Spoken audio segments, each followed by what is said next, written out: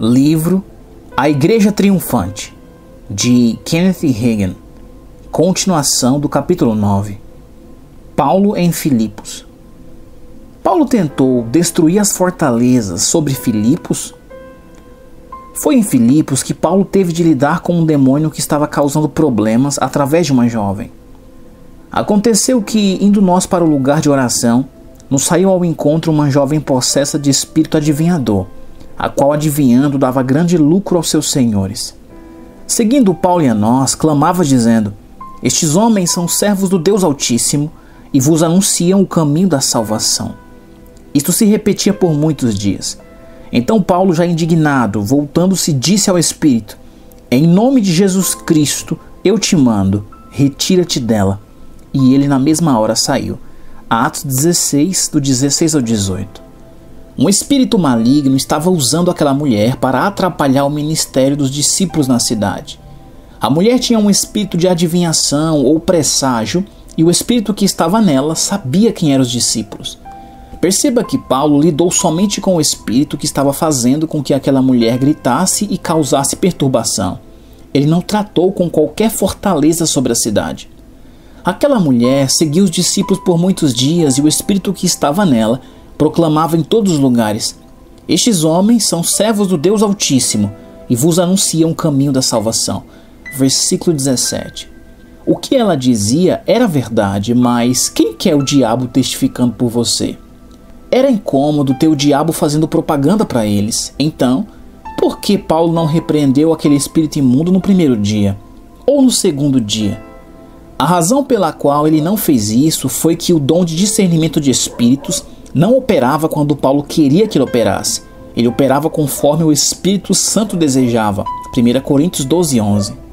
Até a operação do dom de discernimento de espíritos se manifestar, Paulo estava tão impossibilitado como nós estaríamos para lidar com essa situação em particular. Paulo esperou até que o Espírito de Deus lhe desse discernimento no reino espiritual antes de fazer algo contra o espírito maligno que estava causando perturbação. Paulo não estava somente paralisando o espírito maligno em sua operação contra ele e contra a obra do Evangelho. Ele estava expulsando um espírito maligno de uma pessoa. Paulo tinha de ter a unção e os dons do Espírito Santo em operação para libertar a mulher daquele demônio. Quando o dom de discernimento de espíritos entrou em operação, Paulo simplesmente falou ao espírito maligno que estava operando através daquela mulher: em nome de Jesus Cristo eu te mando, retira-te dela. Atos 16, 18. E a Bíblia diz: e ele na mesma hora saiu. Versículo 18. Não houve a necessidade de gritos, berras e guerra para que Paulo expulsasse aquele espírito maligno da mulher. E Paulo não tentou destruir o espírito dominador sobre a cidade de Filipos por causa daquele incidente. Ele somente falou com o espírito maligno no nome de Jesus e ordenou que saísse. E ele saiu na mesma hora.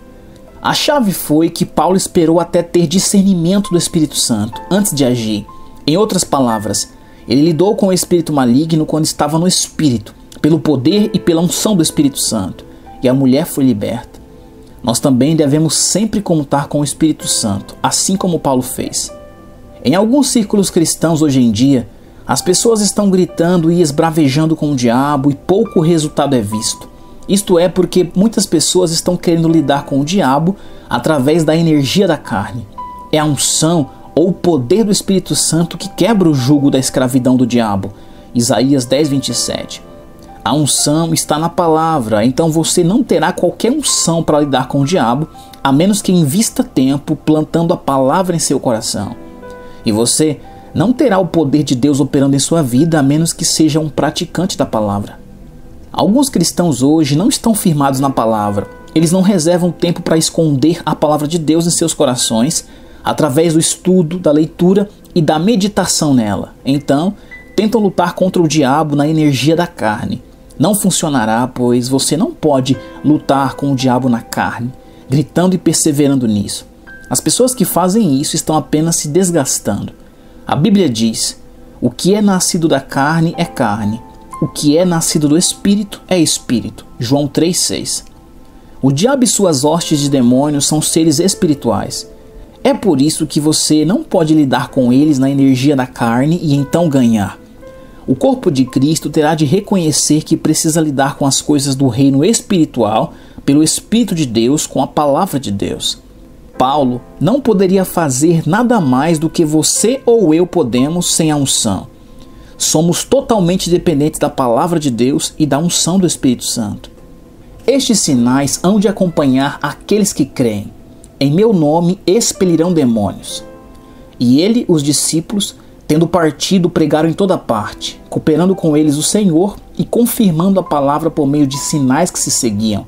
Marcos capítulo 16, versículo 17 e 20.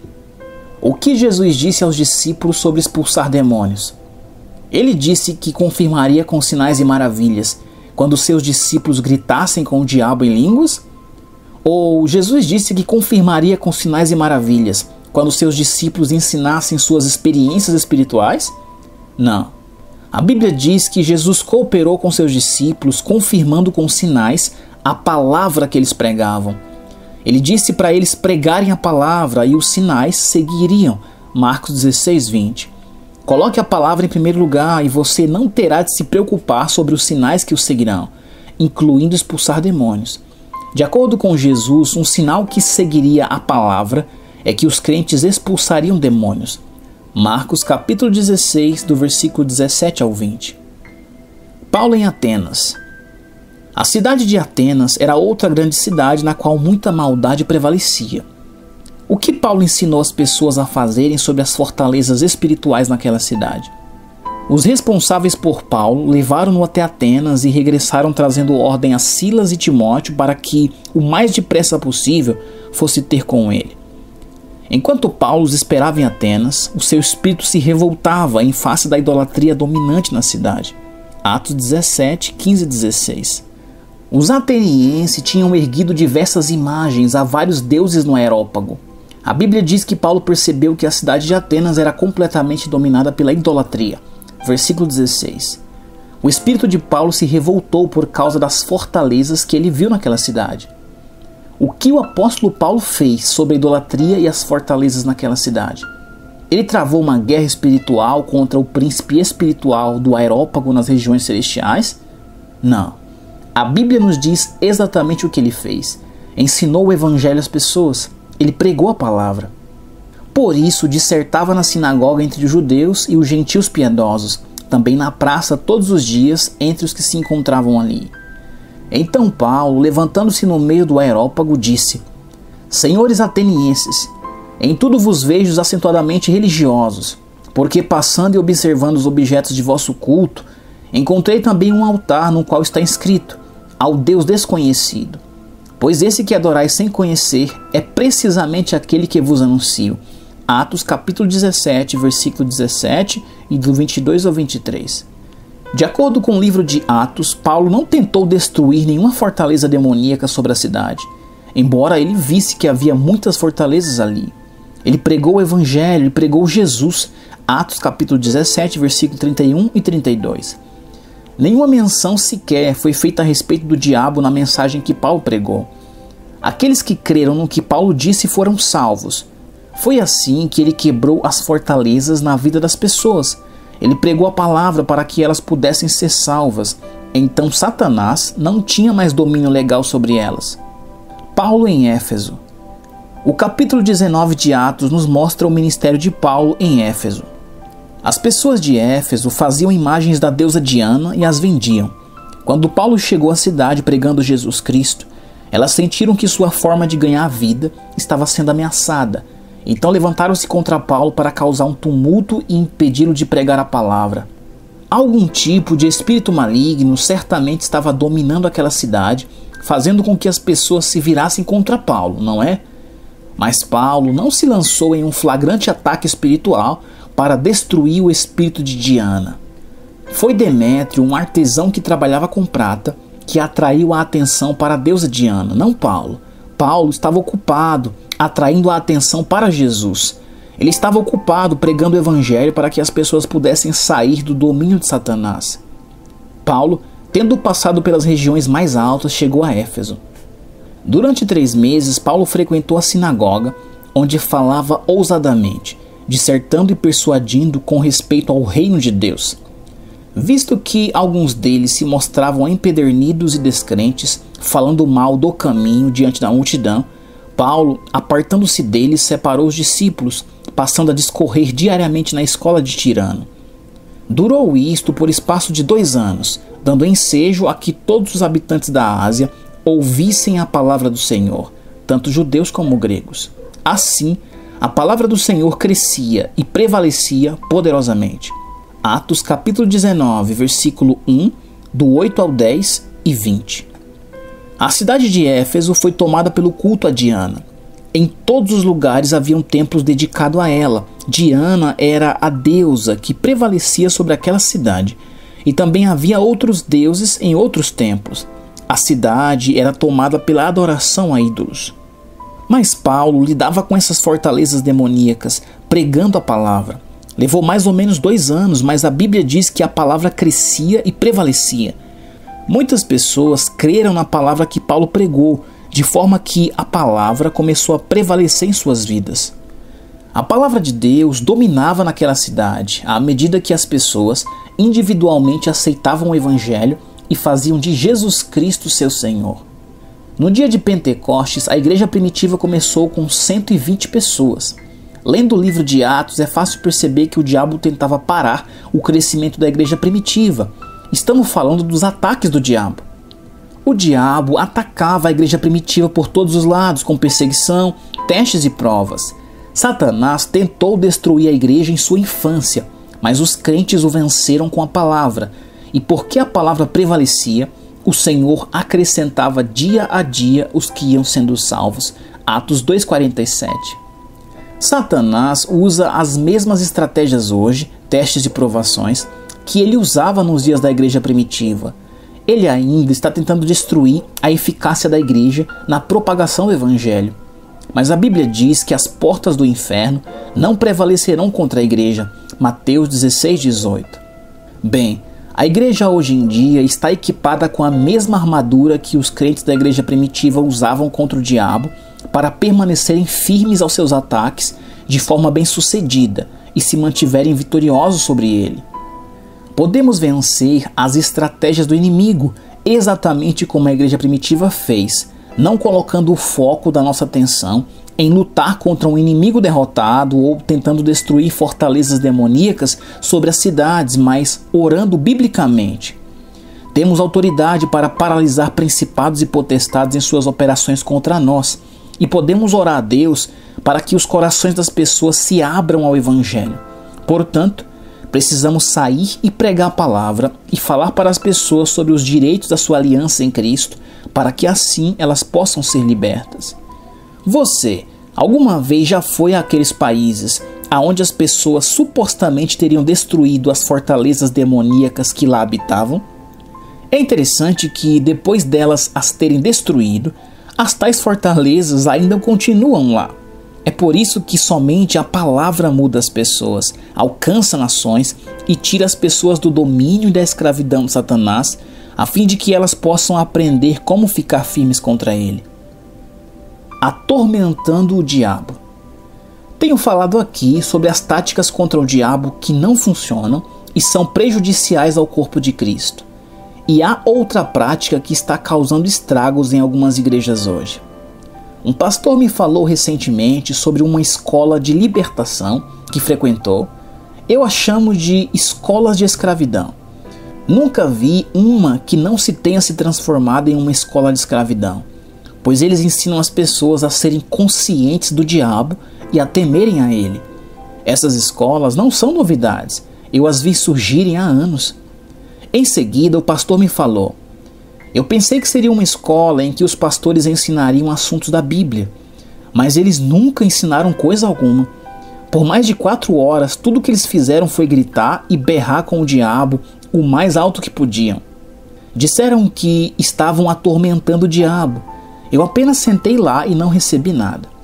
Não tenho a pretensão de ser grosseiro sobre esse assunto, mas chamo isso de pura ignorância.